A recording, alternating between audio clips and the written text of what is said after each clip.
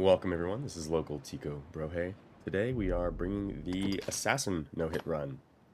Bit of a fun run, in fact. As far as weapons, we have physical, elemental damage, shield, silenced sword, rusted bow. Pretty standard stuff. The only thing that's unique is we have the Force Hatchet, which is a black cat weapon that kind of ramps up our damage. And we use that a good amount. The rest of our armor is just for looks. None of it, does anything special. And then for rings, we just have double barbed nails and the ring of desiccation to avoid drenched. Barbed nails is for stagger and knockdown. As for abilities, we have Windmill to stack up that Force Hatchet, like I said. We have Full Moon Slash for the iframes. We have pretty standard assassin bow abilities. Augments wise, we have Acuity just for the additional magic damage against living armor and ghosts. We have Autonomy because we were solo. And then we've got Proficiency so that we don't use up all of our stamina. Dagger abilities, we've got Snakebite, which is just a nice CC. Masterful Kill because it's a fantastic ability. Gale Harness for a little bit of speed. And as for shield goes, we don't really use it a whole lot abilities wise. But this is a fun run.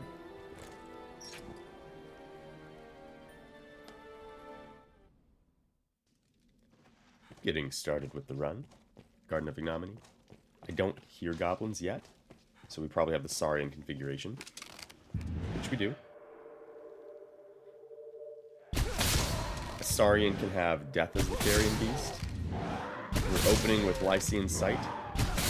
We do not have any rings, ability rings, I mean, for this run, because they're frankly just unnecessary.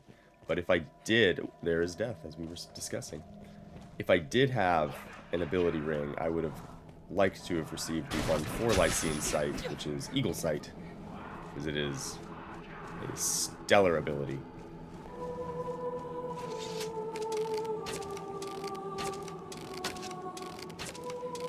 There you saw we were trying to ramp up the...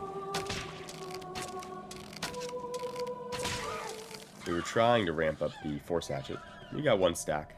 Those of you who do not know, the Force Hatchet stacks 3 times. Once on the first hit on an enemy. I think in 4 additional hits it will stack a second time, and then the third one is after like 5 hits after that second stack, something like that. It takes somewhere around like 10 hits or so. But there's that use of Lycian Sight again. Here we're jumping down because we don't want to have leap worms, because they are not fun to deal with. We will kill Death, or I don't know if we kill Death. We will fight Death on this run, but I don't want to deal with the leap worm. I also would like to stack up the Force Hatchet. So you see me stay off like that instead of walk up. The reason for that, that should be all 3. The reason I back off and don't hit him immediately while it's doing its little gator roll is because if it bumps you during that gator roll, it'll actually count as a hit as far as the Force Hatchet is concerned, and it will remove all of your stacks. When you stack up the Force Hatchet, you maintain this buff until you either hit a load screen, so go through a door, or you get hit. If you have all 3 stacks and you get hit, you actually... That's unfortunate. But if you have all 3 stacks and you get hit, you actually lose all the stacks, but as well as all of your stamina. Which is not what anybody wants, obviously. Here I'm trying to figure out how I want to get him out without dealing with the leap worms.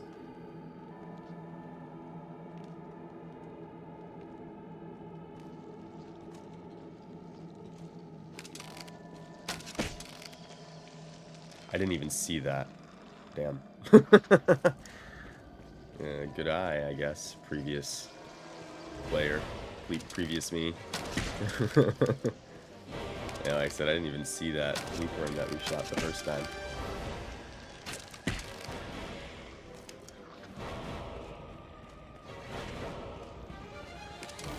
Bam. So here we'll deal with the leap worms, I guess. Mostly because we don't have an option here.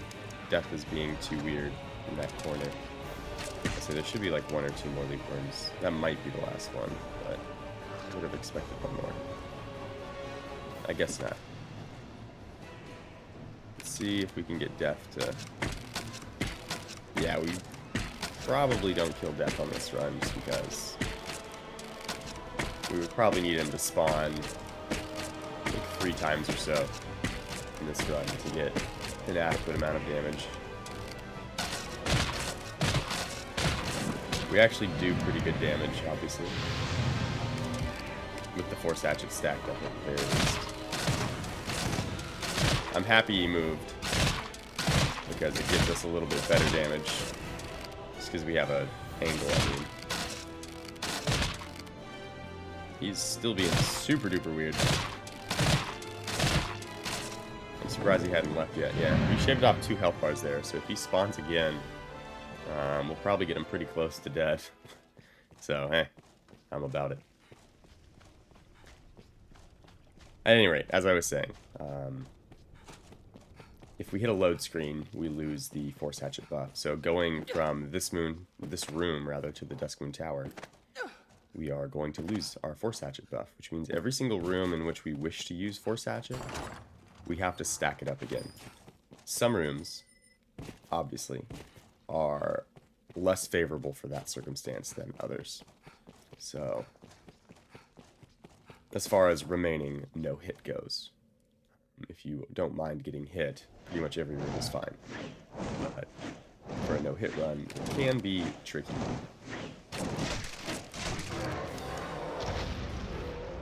Because you have to get in melee of everything. And those of you who are familiar with my other no-hit runs, that was absolutely lizard man reflexes. Holy moly.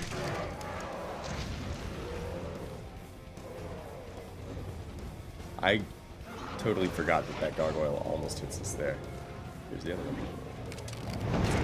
There we got to showcase the effectiveness that is Whirlwind. In terms of both dealing damage, because it actually deals pretty good damage, but 2, in just the effectiveness of stacking up the Force Hatchet. We attempted to make use of Whirlwind, or Windmill, rather, that's what it's called. We attempted to make use of Windmill with a Cursed Light to deal with ghosts, but unfortunately we kind of decided against that simply because it doesn't stagger them fast enough. Like a normal jumping attack will stagger them in like 2 hits, but Windmill would require like 4, and we just kept getting hit.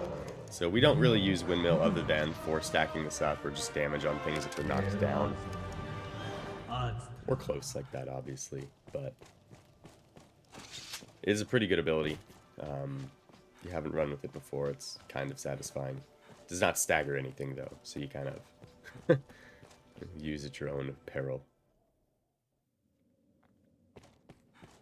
The Ward of Regret, speaking of ghosts, we can have them in this room. We can also have giant skeletons. I would always prefer to have ghosts.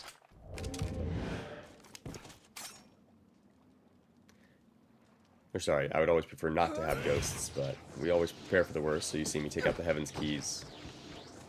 The Wraiths are weak to Holy. So...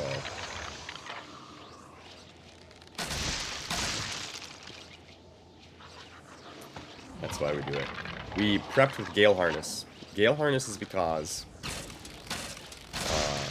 it helps us, makes us move and both attack faster. So if we had Wraiths,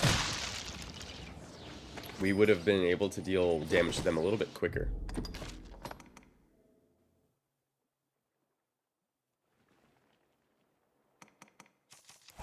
Here I'm trying to figure out what I want to do.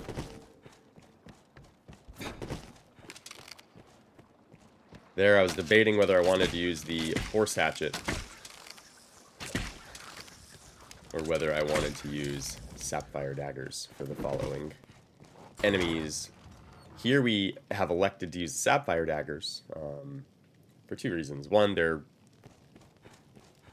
the enemies are fairly resistant to bludgeoning damage, which if I use the Force Hatchet, we generally use to buff our bow, just because it's got considerably more damage than the Force Hatchet itself. But the primary reason as to why is because we don't need the Force Hatchet damage to be successful here. But using Snakebite, as you can see, will knock these guys down. Furthermore, using the Sapfire Daggers versus the Heaven's Keys is because there I roll out so they don't slap me with their hands. The reason we use this instead is, one, this has a little bit more magic stat, I want to say, than the Heaven's Keys. But, two, the Sapphire Daggers have an additional effect on them. Not just the fire damage there, but they actually have like a defense down debilitation. So these guys have really high defense. So once we provide that debilitation to them, it allows us to deal a little bit more damage. Unfortunately, it does take a long time, so it's not even that useful. It kind of only becomes useful at the very end, but it is nice. But primarily we opted to use the daggers because Snakebite. It keeps knocking them down. We don't have to worry about getting hit by their poison stuff. It's very convenient.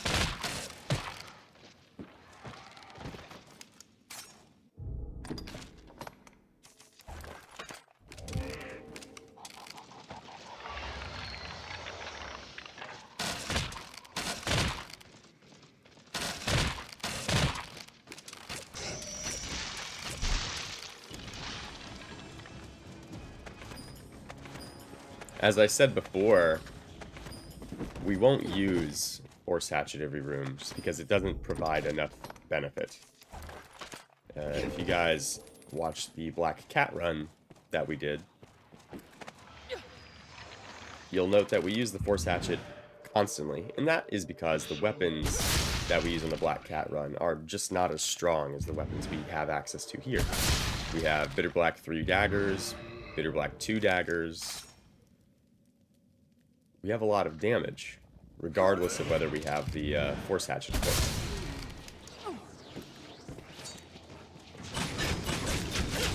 What we don't have is the safety, because that was a little close. What we don't have is the safety, and by that I mean, on the Black Cat run, we didn't mind if we got hit a little bit, because we could heal. But in this run, the hit is failure. So what we're going to do is avoid hits. And sometimes the Force Hatchet, despite being better damage, is not the solution for that. So that's why you see us do a room so early with just daggers. Daggers afford us a lot of opportunities that we otherwise don't have. Free evasion.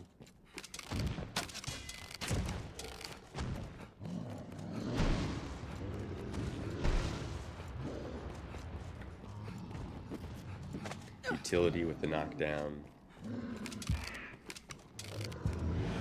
Gale harness for speed. I'm happy I hit the mage there.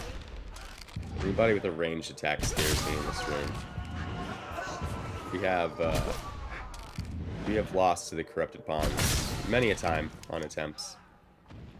It's because anybody with range can mess us up pretty good.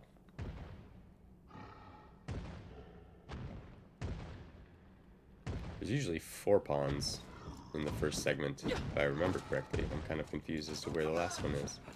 I guess he was just further up.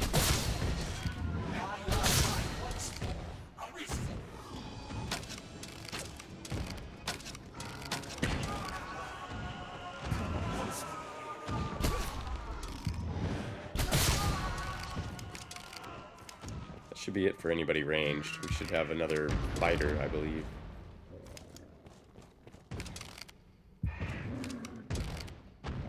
What I'm trying to do here is get his helmet off while he's in a position where we might be able to.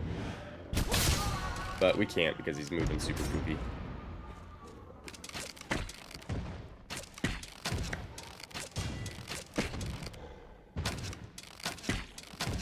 That looked like a good hit. I'm not really sure why we didn't. No, I guess it is off to the side.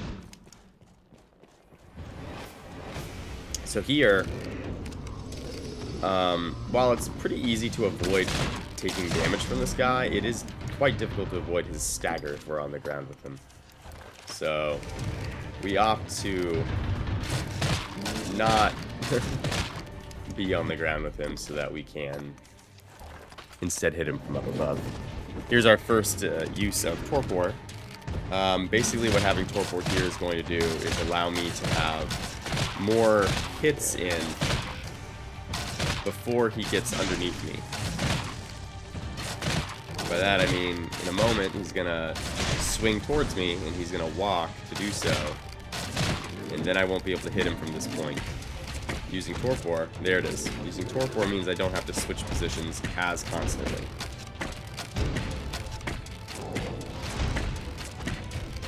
Here I don't care so much because I don't have the stamina to do anything with that uptime anyhow.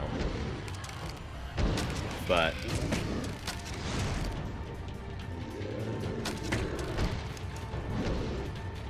eventually we're going to Torpor him again when we know we want to hit him and deal damage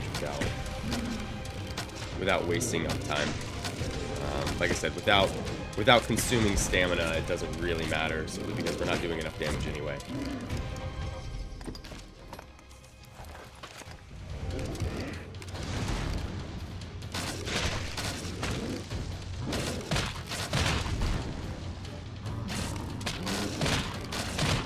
There we go. A few more misses than intended, that's for sure.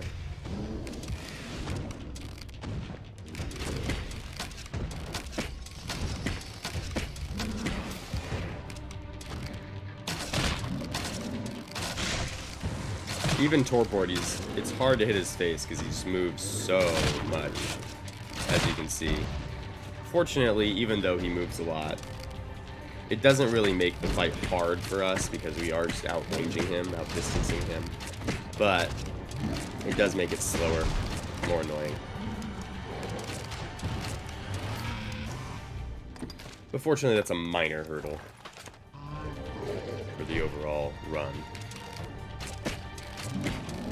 This run in total is about an hour and a half, which is pretty quick for most of our no-hit runs, or solo runs in general. But, you know, any room that takes its time like this is always going to add just a little bit more to it. And any of you who have done runs like this, they can be pretty tiring when you're being so precise as to not get hit at all. So an hour and a half is welcome, refreshingly short. There, I scooted back just a touch, just in case he does get that throw off. I don't want him to be able to actually hit me. So we back up just a smidge. I don't think he ever actually does hit us, but there's no reason to risk it. That was a very quick Torpor.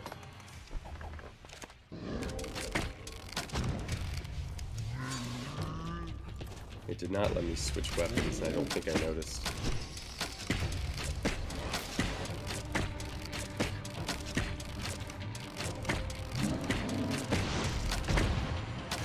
It's kind of funny.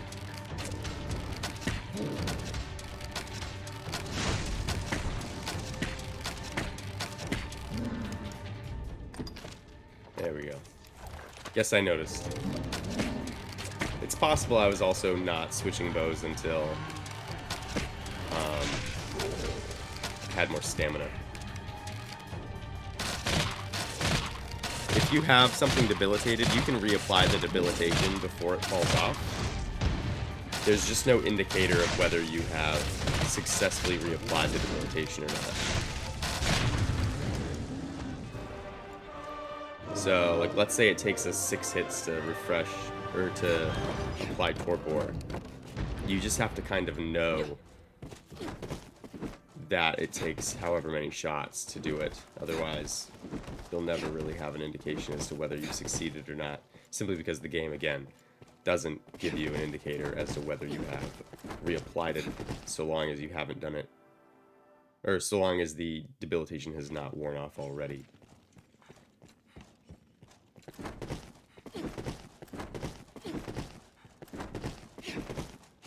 No Elder Ogre, it seems.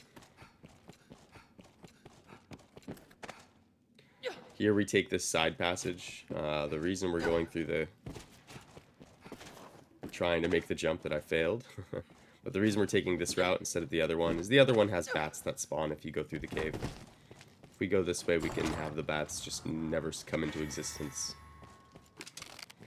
At this time, we were still fishing for... we were confident in our attempts, but we were still fishing to find a valuable assassin ring. But ultimately, we ended up getting the run on the one that we're watching now, and so we never ended up finding a ring that was worth equipping. But as I said at the start of this video, you don't really need it. Your abilities are simply very good as an assassin.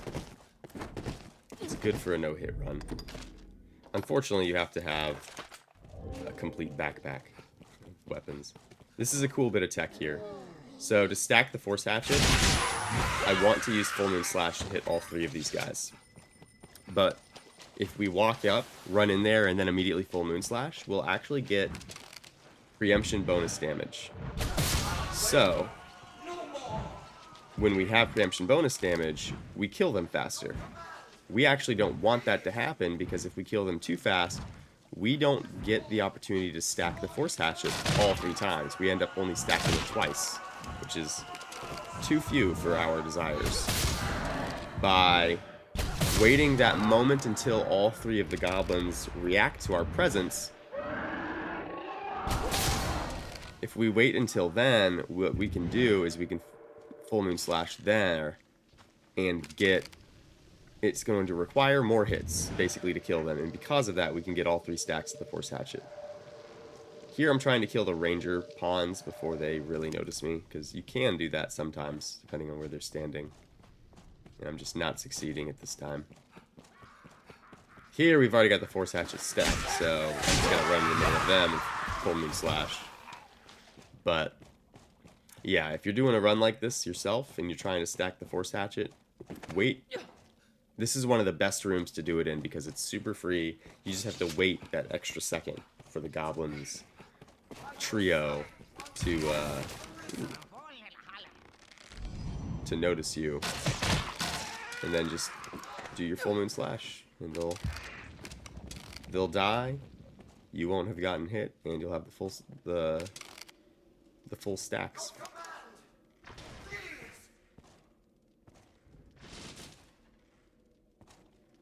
Always a nerve-wracking part of the run, dealing with these ranger pawns.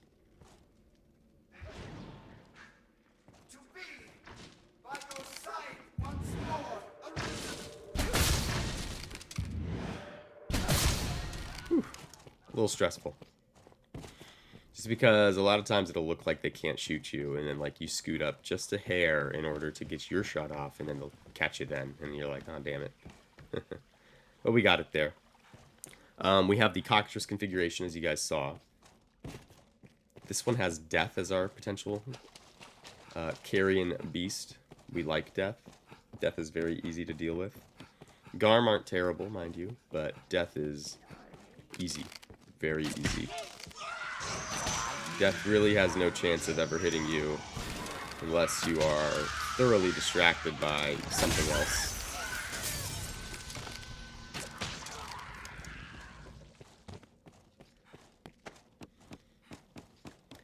Another nice thing about the Death configuration is that the Goblin Shamans are all very accessible in that room. Whereas in the other configuration, there's one that you have to kind of bait out the right attacks so that you can avoid them.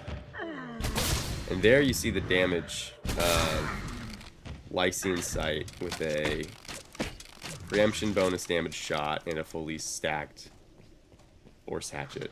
The damage is quite good. especially on something like Eliminators, which have pretty good defenses as well. That being said, a pretty comfortable weak spot to hit in their head, but still very nice. So weapon 2 that someone probably would like to have.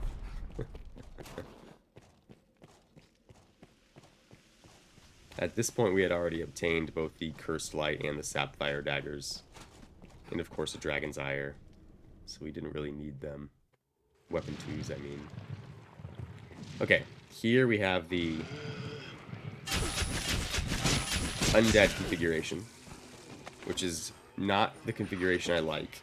The reason I don't like this configuration, though, has less to do with the Undead themselves, and more to do with, after the Undead, we actually have Corrupted Pawns in the gutter portion. Oh man, I missed. We actually have Corrupted Pawns in the gutter portion, and those Corrupted Pawns are dangerous. It's very easy for us to get hit by one of them because they use ranged abilities. You know, the archers will just shoot at you with regular arrows. The mages can shoot you with just regular magic bolt attacks. It's not very cool. There you can again see the Force Hatchet damage with the bow. We aren't using the daggers this time because, one, we can get preemption bonus damage off on all of them. We couldn't in the previous room where we used where we fought poisoned undead, and that makes a huge difference as to whether we can really deal decent damage. But two, we're using the bow because we want to stack the Force Hatchet before we go down here to deal with the Corrupted Pawns. As I said before, Corrupted Pawns can be pretty scary for a no-hit run. They're not ever really going to kill you. I mean, they can, but it's not really scary in that regard. But what makes it scary is that it's very easy for them to just get a cheeky hit in. So having the Force Hatchet stacked allows us to basically one-shot them. Assuming we land the shots. There we go. It allows us to really burn them down, though. We don't have to be as scared.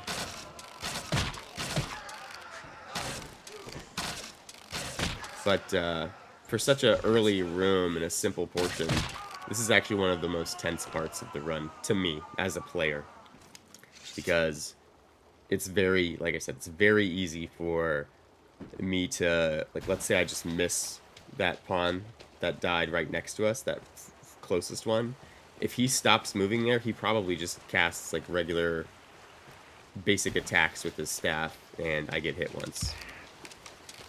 And that's the end of the run. That happens consistently enough that it scares me every run. We would have preferred the Saurian configuration, because in the Saurian configuration, we get greater goblins and eliminators down here. The only drawback to the greater goblins is that the carrion beast you can have that spawns in the sewer with that configuration is an Elder Ogre, whereas this one is Death, which obviously did not spawn, but a little bit more troublesome.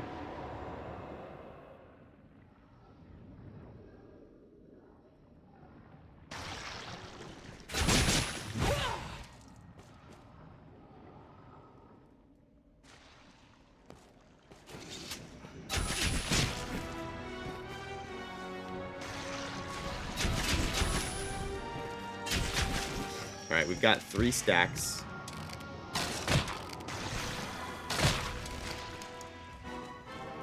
We've got 3 stacks on the Force Hatchet. Here, we're just gonna stay by the door and use the Force Hatchet, or use the kill the tentacles strategy over here. We could do this a different way, 100%. It would be pretty good and pretty viable.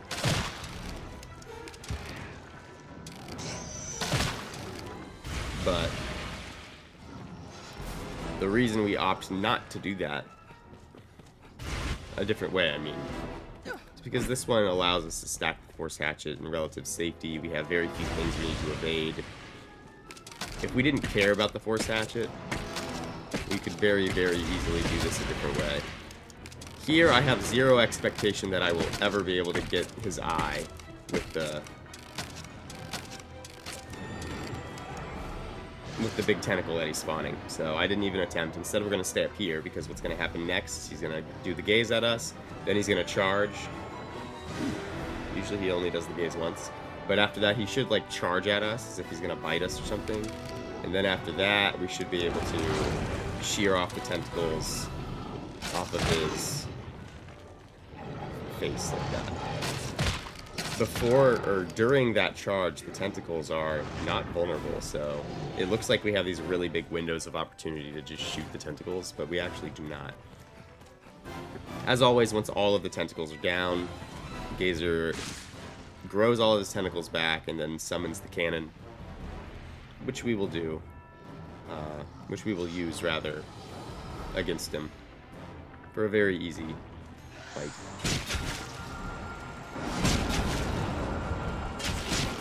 The jump is to end the combo quickly. If you end the combo by using just the stop pressing the button, you do like a final extra slash spin, or a stepping slash rather, and it actually moves you forward, which sometimes is detrimental, but ultimately we're just trying to go faster, so we just jump cancel it. There are times where we will jump cancel, however, because we don't want to step forward. I don't remember if we do that specifically in this run, but we did on the Black Cat run a lot. We don't use the Force Hatchet directly as often as we did then, though. But with that, that's the first third of our run. And this is one of those runs where the duration of the run actually kind of splits nicely into the 3 segments. We're a third of the way through the video, we're a third of the way through the run, as far as rooms go. Here we equip the daggers just because we're anticipating ghosts, just in case. We did not get ghosts, which is very generous of the game. Instead, we're going to have Garm, and we're going to have... not Garm, we're going to have Wargs, and we're going to have these Poison Undead. What's nice about the Poison Undead, however, is that we can launch them.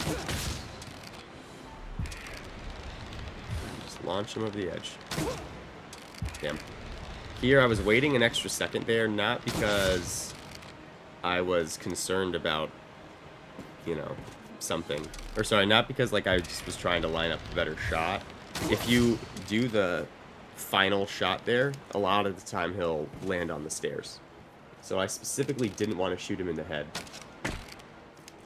And we'll do the same thing over here. We'll get his ire, and then we'll move over a little bit so that if I shoot him, he doesn't land on the stairs. But you gotta get a headshot to really launch him, so it's pretty safe to avoid the launch when you don't want to.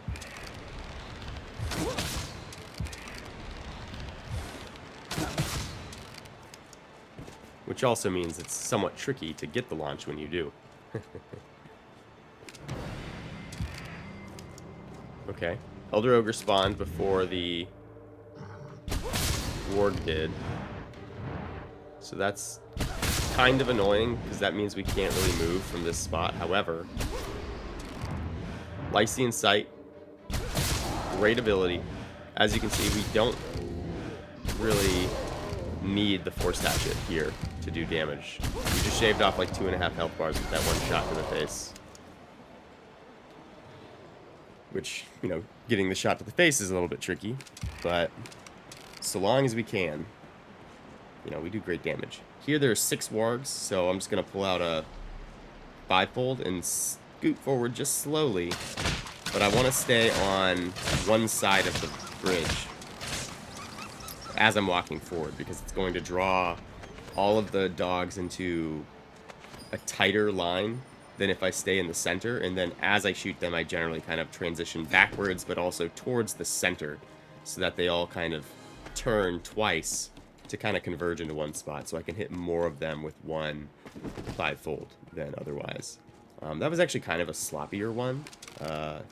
In my experience, we usually can get like all 6 wargs dead in like 2 volleys. 2 fivefolds rather. But, you know, we'll take it. Pilgrim's Gauntlet. I do not see a Pyre Saurian in front of us, which tells me that we have the worse configuration of the two. What makes this one worse is we still have Pyre Saurian, but we have Hellhounds, which anybody who's played this game even remotely casually knows Hellhounds are terrible. Fortunately, we can, for the most part, deal with them before anything happens. That was a little bit scary.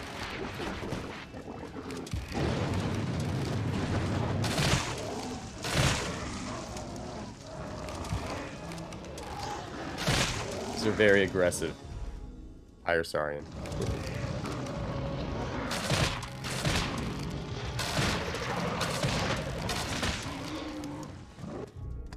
Very scary room.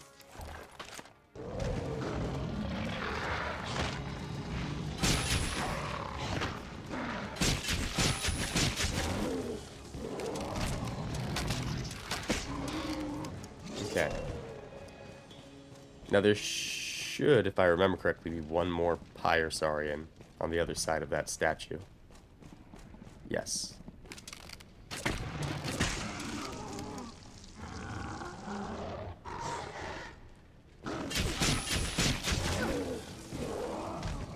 Very nice.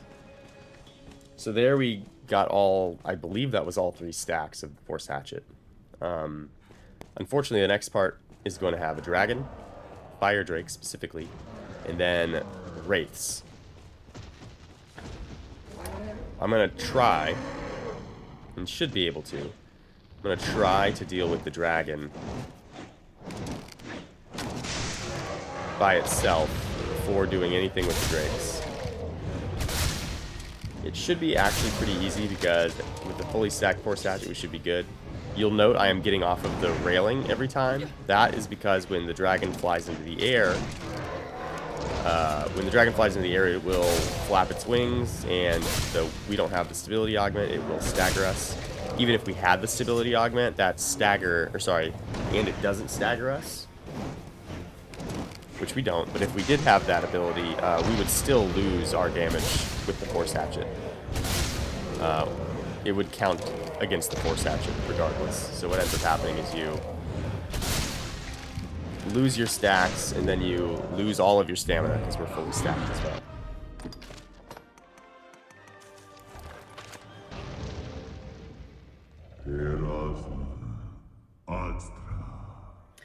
So as I said before, we also are going to have wraiths. There's 5 of them if I remember correctly. You can sometimes get them to come up here. 1 or 2. This is what I'm attempting to accomplish. But it is kind of awkward. It doesn't look like they are going to, so we're just going to move along. Here we stop using the Force Hatchet because it just doesn't serve any purpose now. We can't deal any damage to the ghosts with the Force Hatchet. We can't do any damage to the ghosts with the bow we have. If we had a Dragon's Ire, we technically could, but its damage would be considerably less than what we have here with the Heaven's Keys. There I canceled the Gale Harness so that I can reapply it, and I want the full duration. What we're going to do is we're going to run down these stairs. When we do that, generally we can get them to coalesce over there. And as you see, we do pretty decent damage.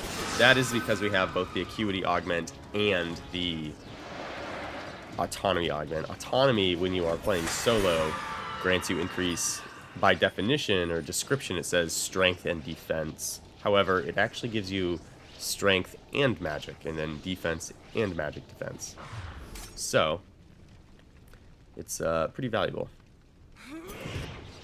And that's at a rate of 20% additional. So having both Autonomy and Acuity, we're feeling actually fairly decent in terms of magic. As far as what we need, it's not great. Like, we're not competing with mages or sorcerers or anybody like that. But you know, for having these hybrid weapons, we're quite happy. And then Gale Harness, as you can see, we get pretty quick hits in. So we're actually able to get a faster hits in than we normally would on a run like this, on a solo run where we dagger down our ghosts. And it actually kind of makes it a little bit safer. One thing that is a little bit frustrating, though, is because you're attacking faster, you move a little bit more quickly as you attack, and sometimes that'll push you out of your range of where you're trying to hit them. There we go. So part of the reason why we come into this little alcove, this little stairwell, is because the ghosts will often just reset if they come down here.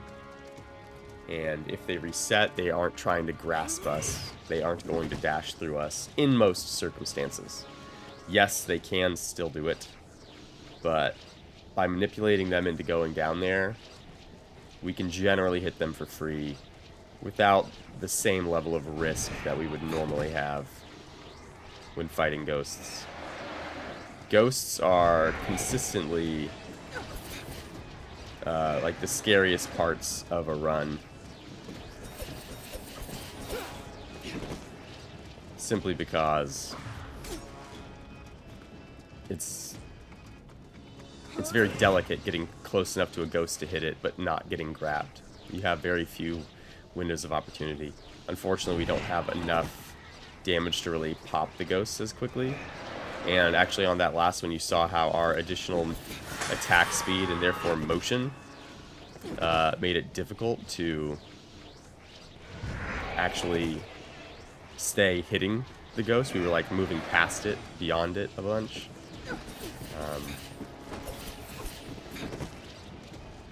There, I'm ever really going to just get two hits in or so. What I want it to do is dash at me again, so I can have it recoalesce. Which, perfect. When it coalesces, you have like a couple seconds where it's going to stay still, first of all, and then it'll give you a second where you can hit it, and then it'll move on. If we were using a sword, we probably could have staggered it before it went anywhere again, and then we could wait for it to coalesce, but we decided to go with the Heaven's Keys route.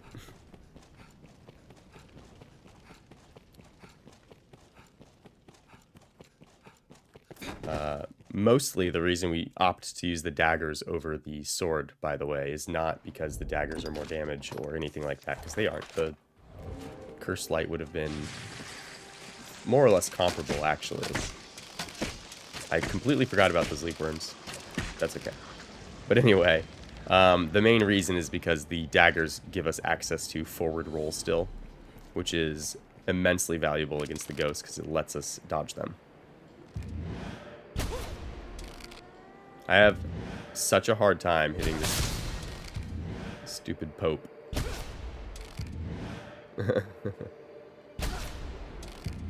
That was a pretty bad shot. But some of those looked pretty groovy to me. And I'm not sure. Oh. What was that, like 6 shots to 6 misses or something like that? So the reason we came over here is because we can actually just Mighty Bend this guy off the edge. Not have to deal with him. We can also kill the Lich. I said Pope earlier, it's called a Lich. We can kill the Lich without it doing anything. We're trying to get the headshot, because that's what we need to launch him. But I think we're just slightly too far to effectively launch. And there we go. There is going to be one more Poisoned Undead. It doesn't really spawn until like you start getting closer. But we also want to use him like this. I always run past him. That's for 2 reasons. One, safety. I want to hit him from behind. I don't want him to slap me if he's standing up and decides to. But also, a lot of times if you run past him on the bridge, he will do what he just did, which is, while he'll do this wide turn and he'll fall down. very valuable, very satisfying to not have to actually fight him to get him to die. Here, I usually will attempt to launch these guys, but they have to give us a nice motion pattern.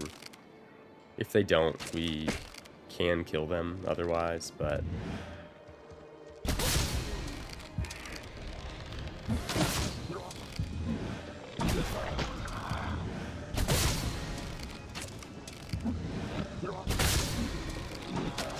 And now that that one is spewing poison, we've basically cut off any desire to hit him with anything other than the bow.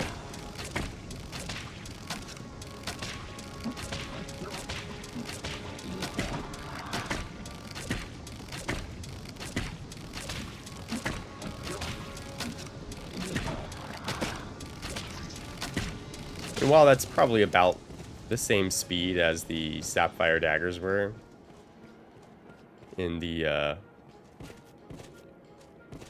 Ward of Regret, ultimately, in the Ward of Regret, there are leap worms that spawn on that corpse. That's why I'm trying to shoot it. There we go. In the Ward of Regret, we cannot get any preemption bonus damage because they won't spawn until we hop next to them. When we do that, when we do get close to them like that, what often will happen is they will start spewing and whatnot. So the Sapfire daggers is, again, just there for the crowd control ability of Snakebite. Prevent that poison.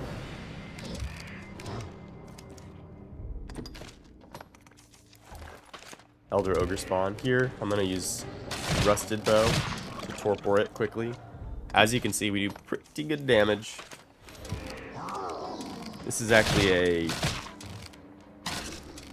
uncommon instance of the double Elder Ogre spawn, because we, if you remember, the first time we went to the Fortress of Remembrance, we got it on the bridge. This is the second Elder Ogre for this room. Doesn't happen too often for me, but obviously it can. I'm okay with it.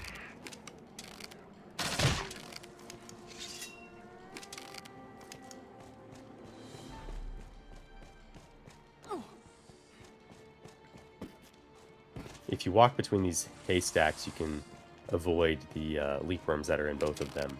If you perfectly split the distance, bisect it.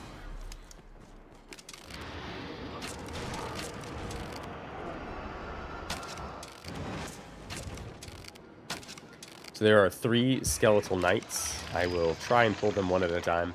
They aren't like overly dangerous and we can deal with them otherwise, but they generally will open with a burst strike, which is obviously a bit dangerous. So we just want to try and kill them before they do anything.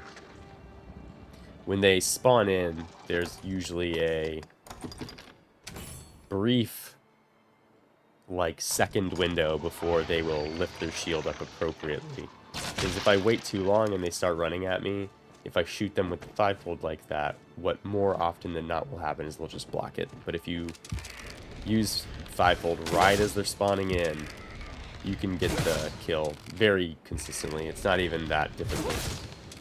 But yeah, you just can't hesitate. If you hesitate, it's very easy to lose your window of opportunity. That guy doesn't usually land on that. It's kind of interesting. So here, I will probably shoot the... You can't get an angle on this guy. So what I do is I like to shoot him to make him stand up, and then I'll hop on this rock. And then I'll launch him.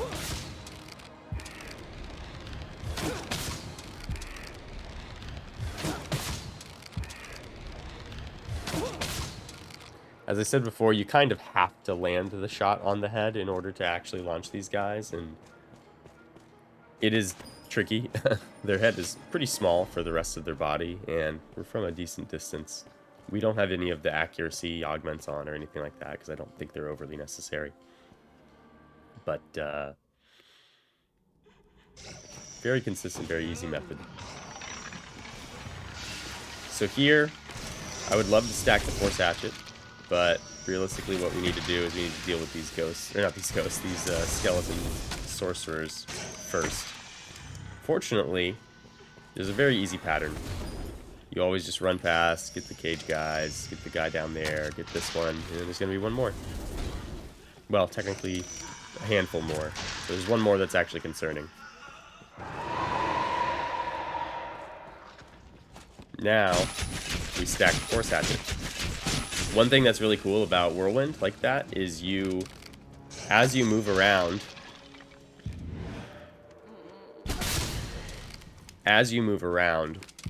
your target, your the Windmill attack will track to the target you're, engaging with. So you can typically move out of the way of like maybe an arm slap or whatever they're trying to do without worry. There, I was not moving down this bridge because I knew that the Cursed Dragon can spawn if I move down the bridge, and unfortunately it did spawn early. I prefer it to not spawn at all until we get all of the Banshees dead, and at this time we have not accomplished that yet. I also took off my lantern because sometimes if you take off the lantern it just won't see us early. That is very clearly not what happened here, because he did notice us, so we'll probably turn our lantern back on in a few minutes, but there we go. So that was the idea at the very least. So here I need to be wary of when he stands up, because when he stands up he will flap his wings. And I need to iframe it. If he launches into the air like that and I don't iframe it or completely avoid it in some manner, it will stagger me. And one, it'll cause me to lose the Force Hatchet buff, but two, I count that as a hit in my no-hit runs. I count it as a hit. I don't know what the community consensus on that is, but it's a hit as far as I'm concerned. And I'm doing the run, so I don't really care what the community cares about as far as it being a hit. I'm not trying to leaderboard or anything. It doesn't matter. I do it because it's fun. We run in here to avoid the breath. It's just very consistent, very safe.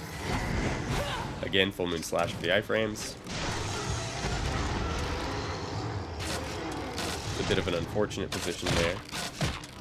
There we opted to shoot the wings. The wings are just as good as shooting the head for the most part. But the wings are just an easier target to hit. They don't move around as much. We still have a decent number of skeletons that are going to spawn down here, so I usually tend to take it very slow, move forward very little, deal with them one at a time. These, just like the skeleton knights, the giant skeletons are very consistent about opening with a Burst Strike, and Burst Strike is pretty dangerous because it's so fast.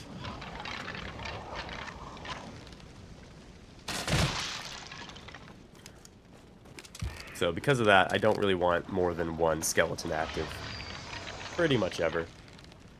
So we know where all these spawn. We'll just engage them appropriate. Next is a sorcerer. And then a little further is the last giant.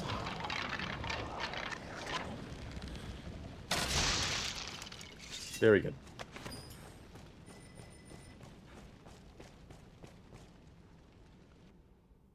The Forsaken Cathedral.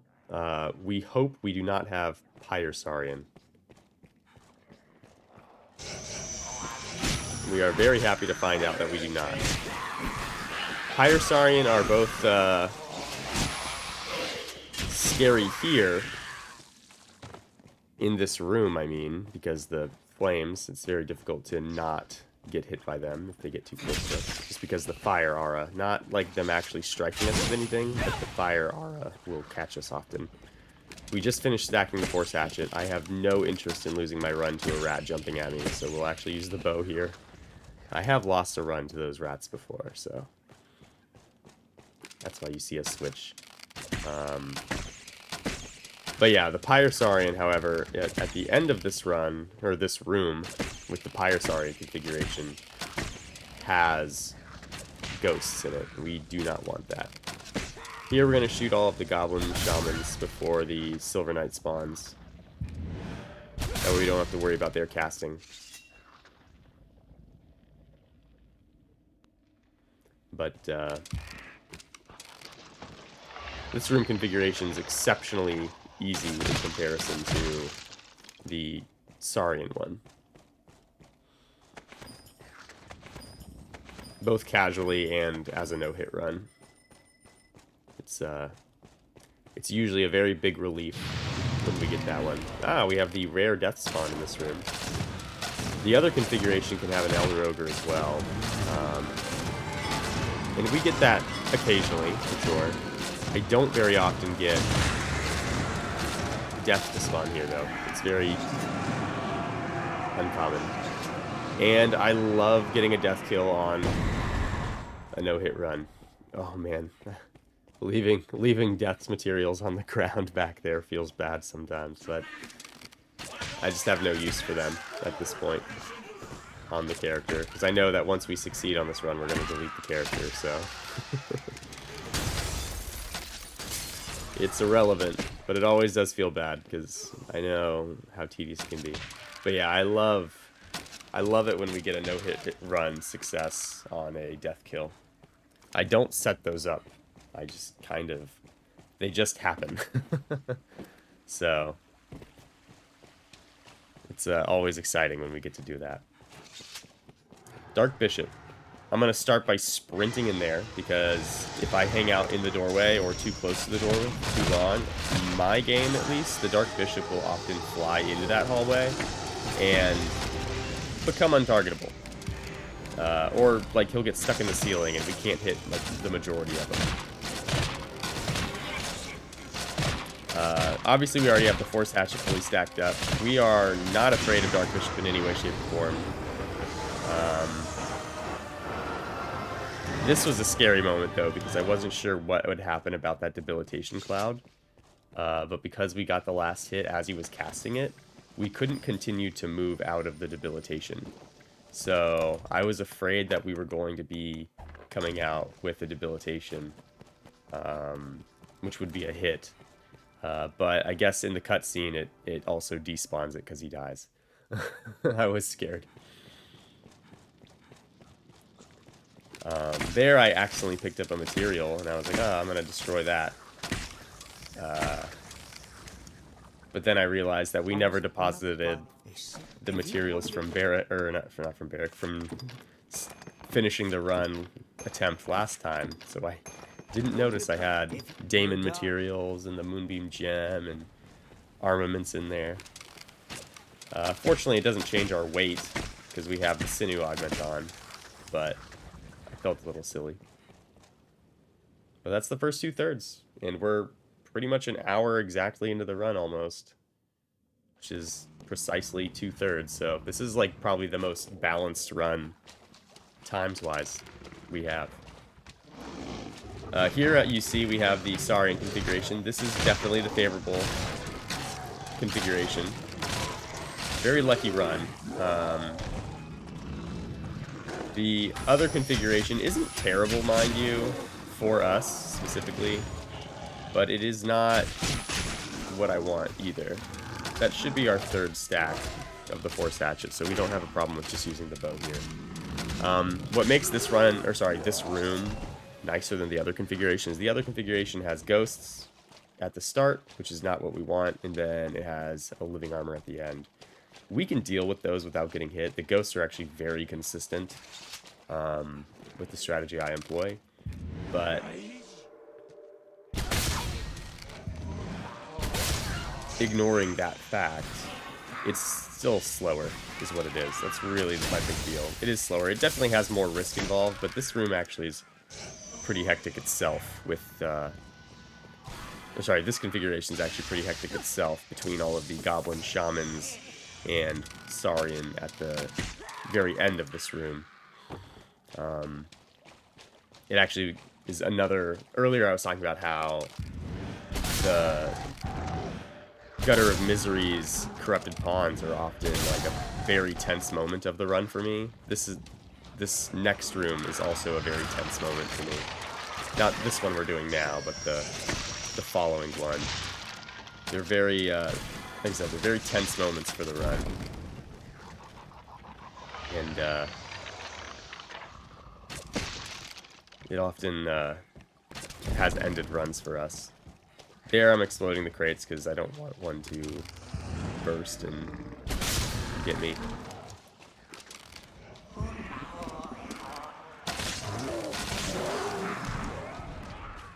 There I'm killing the Saurian with preemption bonus damage because they can make things a little bit more hectic.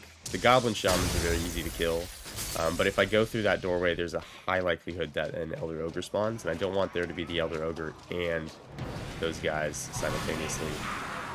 There's the Elder Ogre spawn, as we expected. What we do is we kite back here, switch to our Rusted Bow for Torpor, but we kite back in here. The Goblin Shamans generally will only get like one cast at us if we're in this room, and then after that they'll stop. It looks like they stopped. Anyway, oh, we got too close. But generally we can fight the Elder Ogre in here without any issue.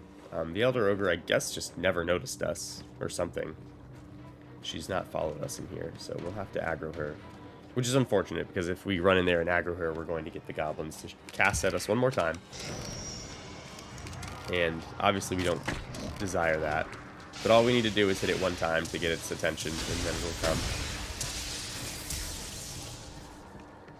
And that's what I'm talking about how hectic this area can be. It becomes very scary very quickly.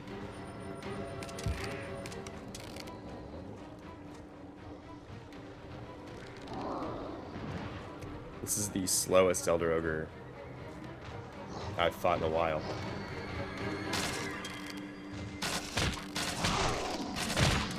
Usually they are very eager to come in here and chase me down.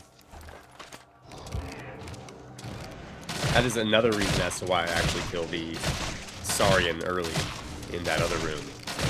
It's because sometimes you can get the Elder Ogre to spawn, and the Saurians will be in the way. This is a very, very unfortunate position for it to be standing in, for us to get its health that low, because generally you want to be able to shoot the face as it's transitioning into its enraged state, which it does when it's got 4 health bars, or sorry, less than 4 health bars remaining. So at 3.99 health bars remaining is when it'll enrage. Unfortunately, it did that leaping arm swing at us, and it put itself like in the wall, so we actually couldn't hit the face. Fortunately, we do plenty of damage anyway, so it wasn't a big deal. And it was torpored, so we had extra time to do our lessened damage because we can't hit the face. But strategically, that was a little bit of a unfortunate circumstance. That was me saying something to chat about the snakes in that room. Someone asked if I was going to do them. And the answer was hell no. So here, Forgotten Halls, you can see we got Garm. When Garm are in the room at the start, it means you got the configuration that has the Gold and Silver Knights.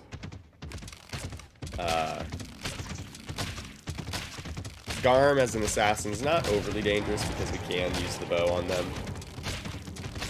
Getting into this position, they'll often just get stuck like that. Usually they're not that brain dead. Usually they'll actually like hop around and do stuff, but there I was waiting for them to do whatever attacks. We actually don't want to be on that. We want to be on this, because they can still hit us up on that spot, but it's hard. Like, they can get it, but it's not consistent. But over here, we can often, when we're over here, there's literally nothing they can do to hit us. Unfortunately, that other one got stuck, and then it just respawned. So it almost tricked us. But fortunately, we were able to climb back up, because when they notice you the first time, they always roar like that. We have to be up here on the lion's head. If we're on the back, they can hop up and get us. It's not something that they often will do, but it's often enough that I would expect to get hit by them like maybe one time, just clipped. every run if I stand on the back, whereas if I stand on the head, it's guaranteed complete avoidance. We have the triumphant music, but usually there are 3 Garms, so if I run back down that hallway, generally I would expect a 3rd one to spawn into existence. We'll see if it does.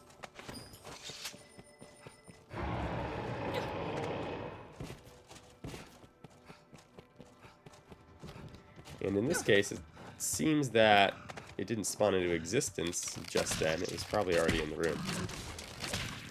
I guess I just didn't notice it earlier. Sometimes only 2 will spawn, and then, like, the 3rd one will spawn after.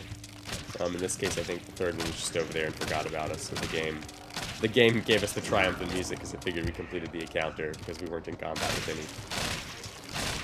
Obviously not correct, but once again, we just hop on top of the lion statue. Fill it with arrows. We do, as I said, we do pretty good damage. And that's without the Force Hatchet stacked, because we do not have it stacked. As I said before, Garm take the place of Gold and Silver Knights, if they are in the room at the start. So, we know that the configuration we have remaining is going to be 2 Eliminators, and I think it's 3 Sirens. So we're going to try and kill the Sirens first. We should try and kill the Sirens first. Actively trolling by not going for the Sirens first.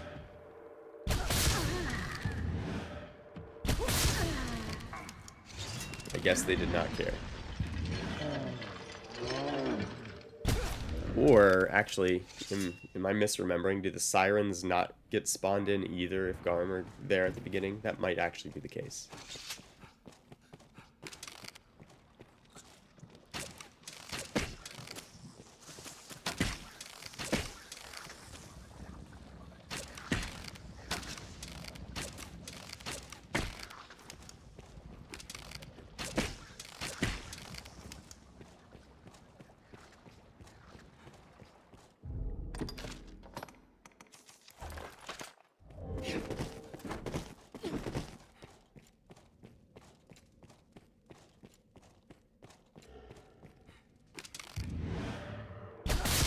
Yeah, it looks like there's no Sirens. Okay. Generally, there are 3 Sirens in this room, and you can shoot them with, if you shoot them in a specific order, you can actually kill them all before they really start flying, and then I kill the Eliminators after. I guess when Garm are in the room, when you spawn, when you open the door, they take the place of not only the Gold and Silver Knights, but also the Sirens. That sounds familiar. I guess I just forgot while doing this voiceover, but very clearly I remembered while doing the run, so it wasn't that long ago, so it's kind of silly. But whenever I do these runs, I'm always devising the strategy over a handful of runs first, and then we start executing specifically, so, you know, I generally have a very clear idea of what I want to do for every single room for these runs. Here there are 8 leaf worms, so you'll see I'll inch forward just a touch so that I can only have 1 active at a time.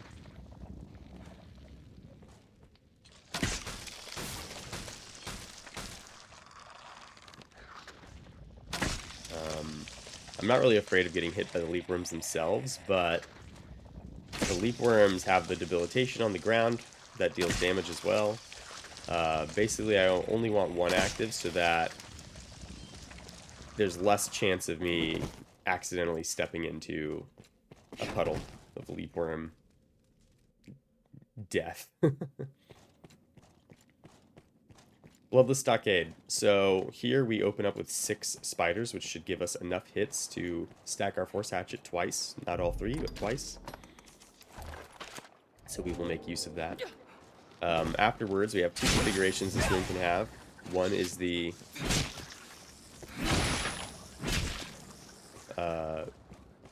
a white with 2 ghosts. The other one is a bunch of Cyclops. And we got the Cyclops configuration. The white configuration has 2 living armor in it, so we get to avoid an annoying fight. Living armor, not actually difficult for us as an assassin. We use Daggers. Masterful kill is exceptionally strong and easy as a strategy against living armor. It's very easy to bait the same attacks and generate enough distance to never get hit.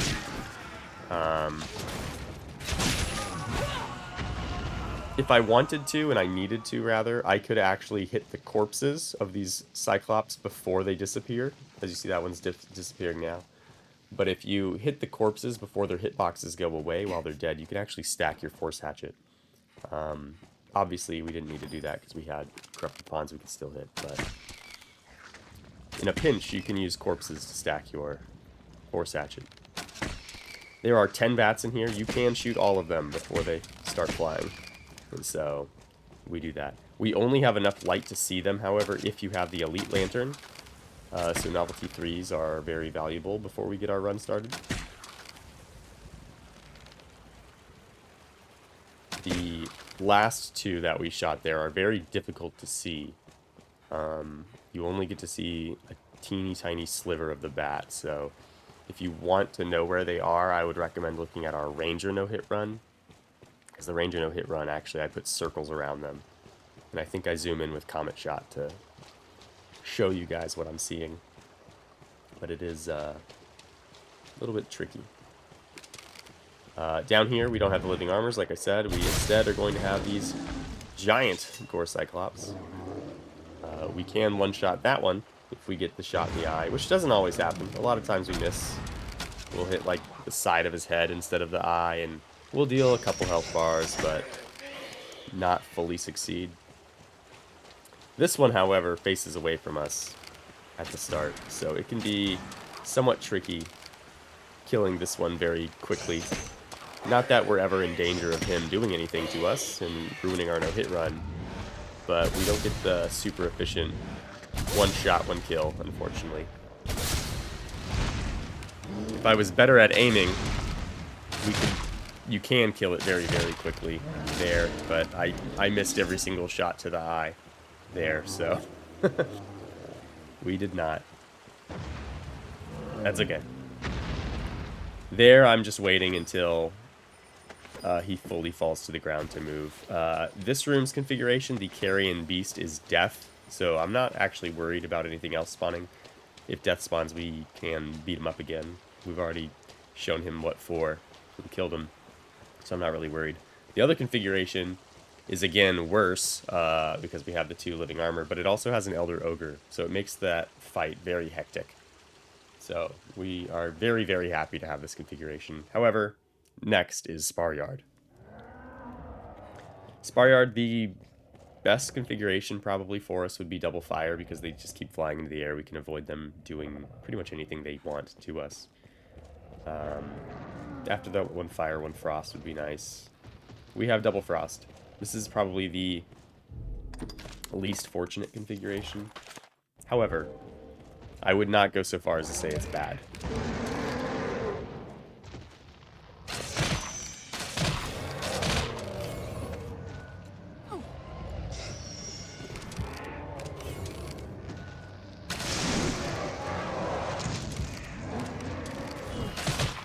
The thing that makes... See, there I have to run away. We don't have the stability augment, which means those wing flaps actually, if I don't dodge them, will count as a hit. They'll stagger us.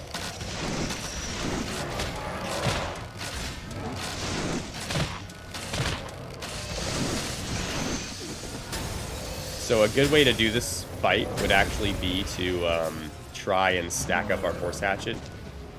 But the reason we're not doing that and we're opting to just hit it is, one, we want the iframes of the forward roll and the motion of the forward roll.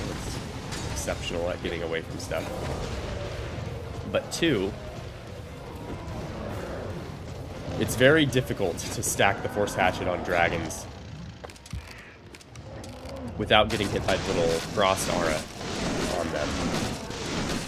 Or, you know, if it was a fire dragon, same thing. Very difficult. Unfortunately, this other dragon's about to breathe ice at me, so I need to just kind of run away. I basically missed out on that really good opportunity to get the kill there. But we can grab it right here. This one flying up on us was actually extremely beneficial.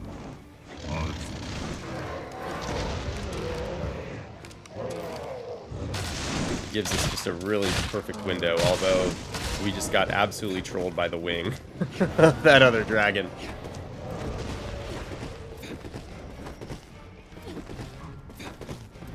Yuri's casting Bolide. I actually don't want anything to do with that spell in this room. Bolide in this room often comes through almost perfectly parallel with the ground, and it makes it very difficult to dodge because you can see the targeting indicator on the ground.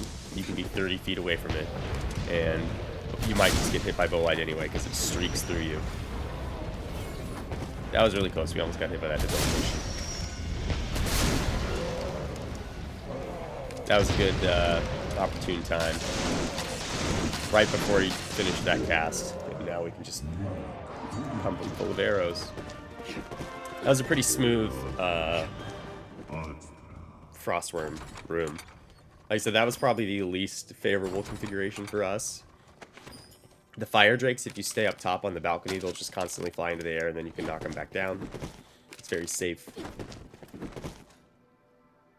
You know, a bit tedious.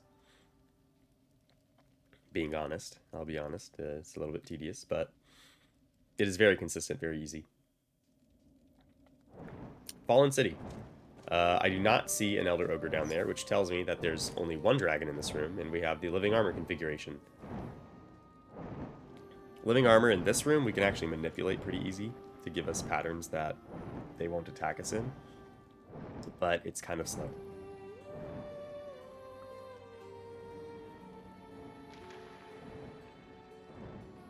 I believe we opt instead to just use Masterful Kill. I took off my lantern there because I want the dragon to stop looking for me and to roost. When there's one dragon, this is by far the better configuration. When there's one dragon, it will roost in between all of those buildings. So it becomes completely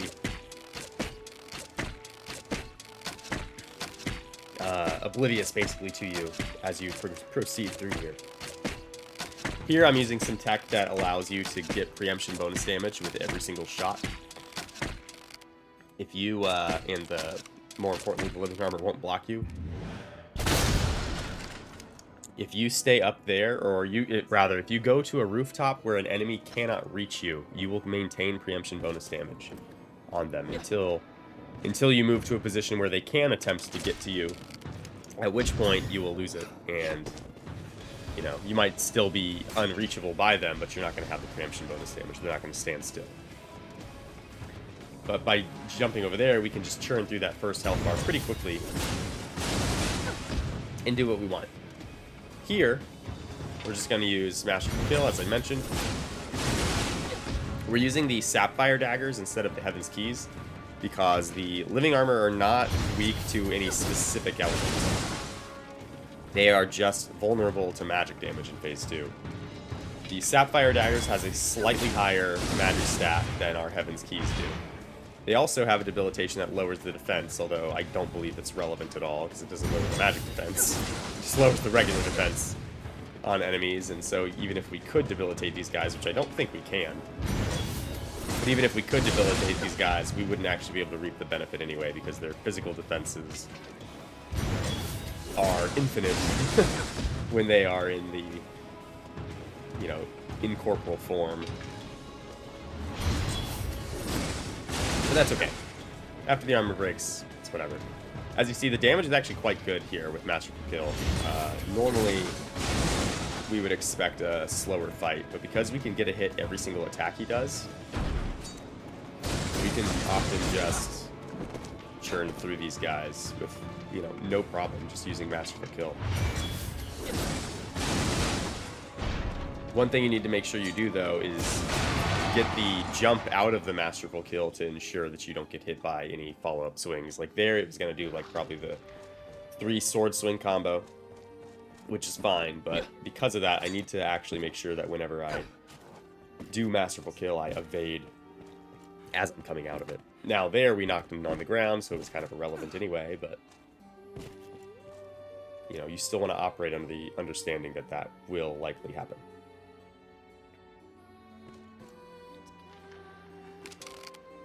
Now here, I don't know why I'm choosing to hit this guy over here. This is not the place I usually do it. I usually drop down to the roof below. Yes, that one. The reason I choose to be on this roof is because the Eliminators or the Living Armor cannot actually get to this roof. The roof we were on, they can. They can walk all the way around. They can hop up on one rock and then climb up. They can do it. This one they can't, so I was trolling just a little bit. Here what we do is we're using a Lycian Sight on the last shot that would break the armor. The reason for that is, as you see, you break the armor once you get half of its health bars down. So 4.5 health bars missing, because it has 9 total. That was very close. If you use your biggest ability, if you use your biggest single hit ability on the last strike of its armored phase, it will lose the full amount of health that it would lose if it was armored. Because this, after that hit, they won't take any damage from physical, but that one hit will do a little bit more damage. So basically what we can do is we can cheese the amount of health it has for phase 2 when we can't deal physical damage by just doing a bigger hit at the end. This is very relevant when we do our Ranger run, our Ranger no-hit run. You see me take great effect with that ability by using, I think it's Reaper Arrow we choose to use. I don't know. We might have Gamble too. I don't actually remember what we use. But we can basically do a bunch of extra damage to it simply by having the last hit when we transition it be our biggest one, and so we get to shave off like basically more damage that would be significantly slower using our elemental weapons, because we're a physical vocation. We don't really have that much magic damage with our elemental weapons in comparison to other vocations. Obviously, it's kind of irrelevant for this guy because we hit so well with Masterful Kill. We hit so many times, is the thing. But like with the Ranger, we basically had to use Dragon's Glaze to deal damage safely, because fighting the Living Armor in a no-hit run with Daggers is just very risky, and I play these very risk-averse. We still have our Lantern off. This isn't just because I like the darkness. When we turn the Lantern on, it's very easy for the Dragon to see us. It's very easy for the Living Armor to see us. So what I'm doing is I'm trying to get to a position that I can basically assault this Dragon without fear. There we hopped off the roof briefly because I wasn't sure if it was going to roar or fly up first. Now that the dragon's dead, we can deal with the last Living Armor, which is pretty easy. Pretty easy to deal with. And we could also turn on our Lantern if we felt like it. I guess we didn't feel like it yet.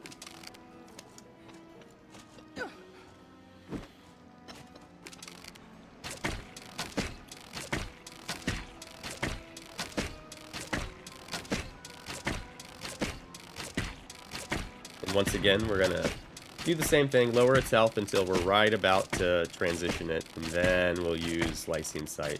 Should be able to do one more. Oh, see, that's like perfect timing. And there, we're missing about half a health bar extra from where the transition is generally happening, which is pretty pleasant. There, I was trying to decide where I wanted to jump down. It's really just smarter for me to jump down over here. The reason for that is it puts me closer to my ultimate destination, which is further into the room. If we jump down the other way, one, there's a chance I could always miss the jump, of course. This one's very easy. But two, if I go this way, it puts me, like I said, closer to where I need to go right after. So there's really no reason for me to go the other way. This just serves every purpose I could have. I'm a little surprised I didn't turn my Lantern on. That's kind of why this guy's losing us so much, because we're in the dark.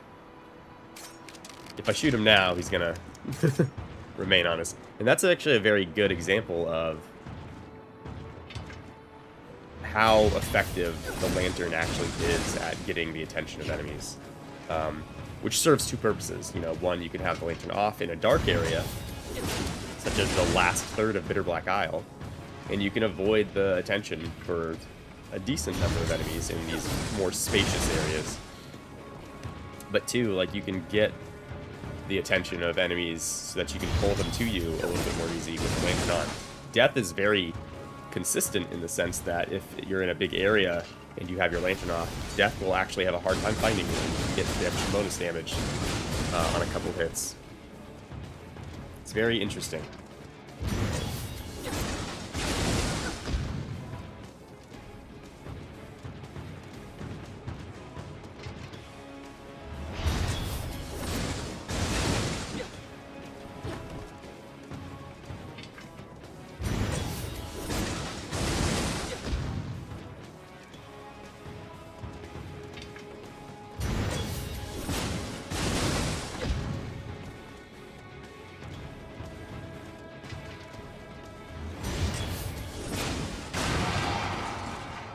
And with the last living armor dead, we can finally move on to the final enemies, our eliminators.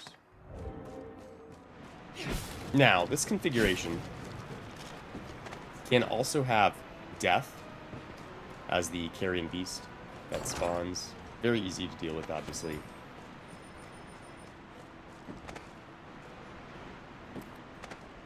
The other configuration could have had a cursed dragon, but this one is Death. So we're not overly concerned. By standing up here, the principle, as before, with the living armor remains, where they can't reach us, so they just kind of stand still and take it in the face. If I hopped down, if I hopped onto the ground floor, and shot them even from this distance, they would start walking towards me. But this way they stay put, which makes it easier for me to land these headshots. That's why we use this tactic. It has little to do with safety, and more so to do with it's just faster. It's just faster to kill them.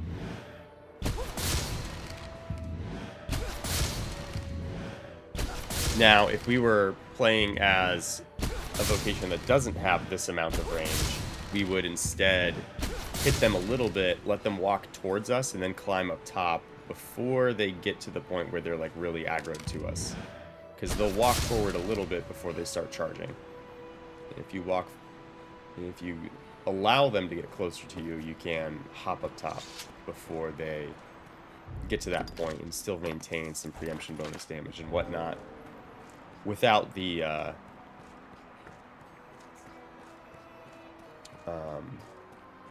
problem of basically being out of range.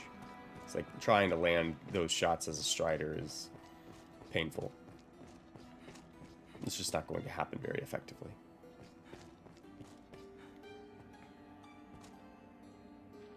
Here we're waiting for some stamina. We'll probably wait in the next room, but we need some stamina before we want to start this fight. Daemon is always a bit of a stressful fight. It's very possible to lose a run to Daemon phase 1. Phase 2, not so much, but phase 1, absolutely. He's got a lot of scary stuff.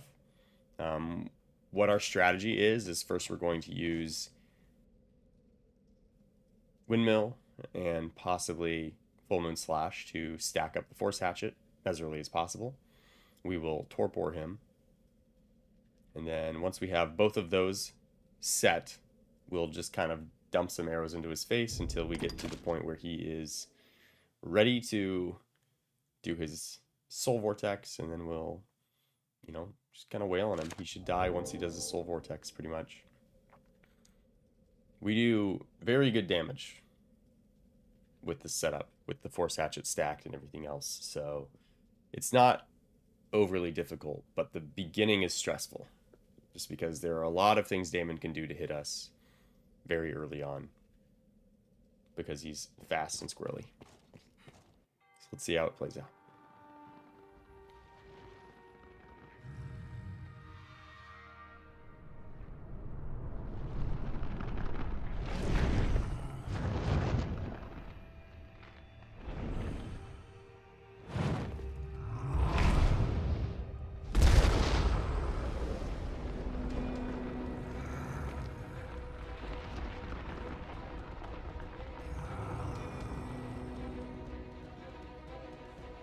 Alright, so I'm going to start with the Torpor, because Torpor is going to make the rest of this easier. Now that I got him Torpor, we're going to try and get behind him and use Windmill. We have all 3 stacks. Now that he's Torpored and we've got the Windmill done, I'm going to shoot him with Rusted Bow just a bit. I want him to remain... We obviously do fine damage with this bow, because we have the stacks. The Rusted Bow probably deals about as much damage as the Black Cat Repeller Bow does, frankly. But it has the added benefit of ensuring that he remains Torpored. Now that we've, ensured he's Torpored, at 2.5 health bars missing, he can use Soul Vortex. At 3, he will. So, basically, our goal with that was to ensure that he is Torpored for this phase, so that I can deal as much damage as possible here. I'm just using regular arrows because I'm trying to conserve my stamina. I don't actually want to stagger him out of this move. Staggering him out of this move kind of just removes damage from what we can do. Because I was able to just clear through, 3 health bars during that motion, right? And then he's still going to do his defensive curl. His defensive curl is going to last the same duration anyway. So if I make it so that I get to deal 3 health bars of damage while he's doing Soul Vortex, and then I still get to do however much damage I can get during the defensive curl, that's just a bunch of free damage, it's really good. So that's why we don't try and stagger him out of that. If we stagger him out of that, he goes immediately into the defensive curl, and we only maybe shave off like half a health bar beforehand. Not worth it. Which is why I said before the fight that if we get him to his... So long as we don't get hit before he transitions to Soul Vortex, we're pretty much good. Fortunately, we maintain the buff between the 2 phases despite the cutscene. And we can just wail on this guy. The same rules apply. At 2.5 health bars, he can Soul Vortex. At 3, he will. So you see me run over to this rebel immediately because I know he's going to do a Soul Vortex. And I want to make sure I am line of sighting the stamina drain, because the Force Hatchet, I'm pretty sure, counts that as a hit, but I count it as a hit even before I'm using the Force Hatchet anyway. So, as far as my no-hit runs go, I don't want that. Here, same principle applies as before. I just want to shoot him with arrows. We've shaved off a couple health bars already, and we did it for free. We got to recover stamina during that, which we were kind of low, and the defensive curl is going to be the same duration. And with that, just like phase 1, the moment he goes to Soul Vortex, it's over for him. He just doesn't know it. All told, a pretty clean Daemon fight. Honestly, a pretty clean run. We had a couple startling moments early, but we had a really, really nice run here. With that, I want to thank you guys for watching. I hope you enjoyed the video. If you did, please be sure to like and subscribe. I appreciate it. I do stream these runs live over at twitch.tv/localticobrohe. I stream Monday through Friday, starting about 10:30 Eastern Time. I hope to see you guys there. Thank you guys for watching. Cheers.